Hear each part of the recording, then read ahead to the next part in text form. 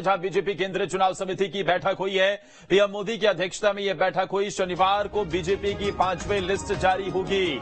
Ticket को लेकर आलाकमान की सख्ती। टिकट का विरोध करने वालों पर पार्टी कार्रवाई करेगी। जेपी नड्डा और अमित शाह ने कार्रवाई की हरी झंडी दे दी है। ये बड़ी खबर आपको बता रहे हैं। टिकट का विरोध करने वालों पर पार्टी कार्रवाई करेगी। जेपी नड्डा और अमित शाह ने कार्रवाई की हरी झंडी दे दी है और टिकट को लेकर आलाकमान पूरी तरीके से सख्त नजर आ रहा है। प्रधानमंत्री नरेंद्र मोदी की अध्यक्षता में बीजेपी केंद्रीय चुनाव समिति की दिल्ली में बैठक हुई और इस बैठक में बीजेपी की एमपी की 5वीं लिस्ट को लेकर चर्चा हुई।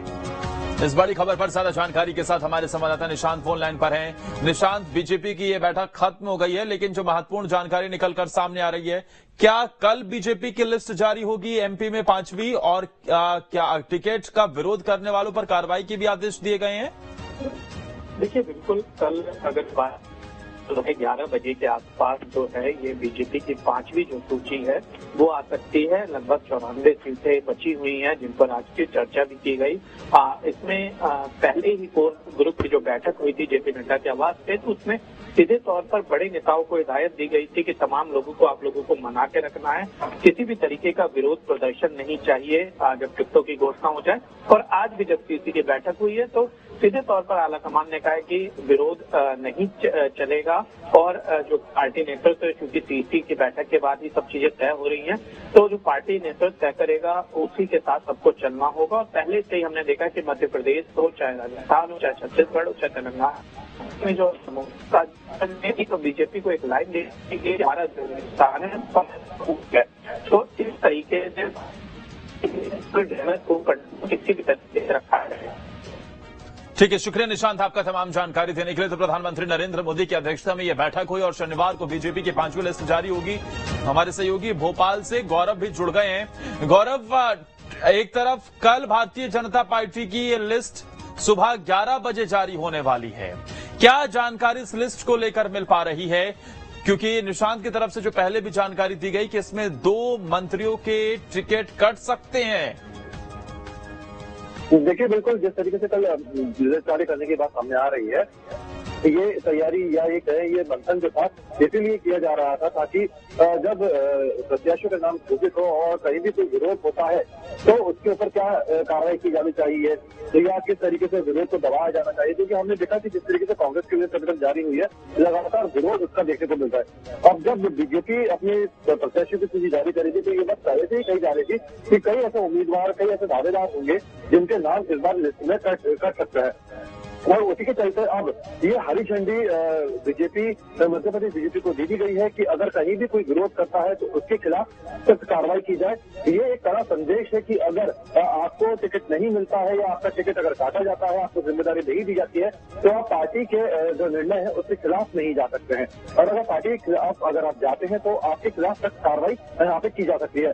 2 मंत्रियों के टिकट कटने की बात जो है अभी सामने आ रही है, लेकिन शुरुआत में तो ये कहा जा रहा था कि करीब 4 मंत्रियों की जो होल पर टिकट पड़े हुए थे उनमें कई उनके टिकट कट सकते हैं। इसके अलावा जो अभी मौजूदा कई विधायक हैं उनके टिकट कट सकते हैं। क्योंकि मैं आपको बताना चाहूंगा कि भोपाल की जो एक सीट है वहां से अभी भी टिकट घोषित नहीं हुआ है। इसके अलावा मध्य प्रदेश की कई महत्वपूर्ण सीटें हैं जहाँ पे अभी प्रत्याशियों के नाम घोषित होने हैं।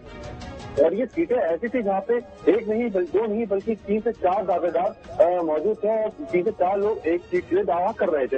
ऐसे में जाहिर है जब यहाँ पे किसी का नाम जब घोषित होगा और जिनको टिकट नहीं दी जाएगी वो जरूर कहीं ना कहीं विरोध करते, और इसी के चलते ये हरी झंडी जो है आलाकमान की तरफ से यहाँ पे दी गई है।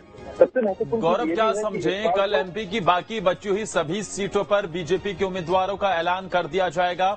और दूसरा सवाल ये कि क्या सभी समीकरणों को साधने की कोशिश इसके जरिए से होगी? क्योंकि अभी तक लिस्ट अगर देरी हो रही है, अगर लिस्ट का ऐलान नहीं हुआ, क्योंकि भारतीय जनता पार्टी उम्मीदवारों के नाम घोषित करने के मामले में इस बार फ्रंट फुट से बैटिंग करते नजर आई, लेकिन 5वीं लिस्ट 94 उम्मीदवारों के नाम का ऐलान नहीं हुआ, तो इसके पीछे के क्या बड़े रीजन समझें? देखिए, हमने देखा है कि किस तरीके से सबसे पहले सबको चौंकाते हुए बीजेपी ने बहुत जल्दी अपनी पहली सूची जारी कर दी थी। ये एक मास्टर स्ट्रोक के तौर पर देखा जा रहा था, लेकिन प्रत्याशियों के घोषणा को लेकर कांग्रेस ने बीजेपी को पछाड़ दिया। अब ऐसे में बीजेपी के पास अपनी दूसरा डर का कोई कारण नहीं है कि वो अपने प्रत्याशियों की सूची को रोके, क्योंकि कांग्रेस के सारे पत्ते खुल चुके हैं। कांग्रेस के कौन से प्रत्याशी कहाँ से कर रहे हैं सब पता है। इसी के आधार पर अब बीजेपी अपनी रणनीति बनाते हुए उन सीटों पर अपने प्रत्याशी घोषित करेगी। 94 सीटों पर अभी प्रत्याशियों की घोषणा होनी है और कल जो है सभी प्रत्याशियों की घोषणा लगभग हो जाएगी, क्योंकि 21 तारीख यानी कल से नामांकन प्रक्रिया जो है मध्य प्रदेश में शुरू होने जा रही है और 30 तारीख तक जो है नामांकन की प्रक्रिया चलेगी। ऐसे में प्रत्याशियों को अगर और देर किया जाता है तो उनका सबसे प्रचार प्रसार करने का जो समय है वो भी काफी कम मिलेगा और इसी के चलते अब कल जहाँ तक है सभी प्रत्याशियों की जो नाम है वो कल सूची में घोषित हो जाएंगे। और रही बात कि इन प्रत्याशियों के नामों के फैसले में देरी क्यों हुई, तो जैसा कि कहा जा रहा था कि काफी लोगों के इस बार टिकट कटने हैं।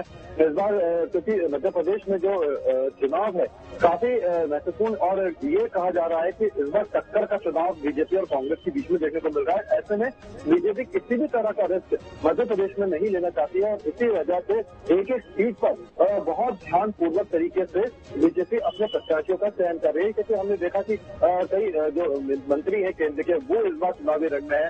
तो कहा जा सकता है कि एक एक सीट को लेकर बीजेपी इस वक्त कितनी ज्यादा कॉन्शियस है और किस तरीके से अपनी रणनीति बनाते हुए एक एक सीट को महत्वपूर्ण। ठीक, बहुत बहुत शुक्रिया गौरव आपका तमाम जानकारी देने के लिए। तो हर एक सीट की अहमियत को समझते हुए भारतीय जनता पार्टी की तरफ से दांव चला जा रहा है और 5वीं लिस्ट और ये अंतिम लिस्ट हो सकती है। इसी में सभी उम्मीदवारों के नाम का ऐलान हो सकता है।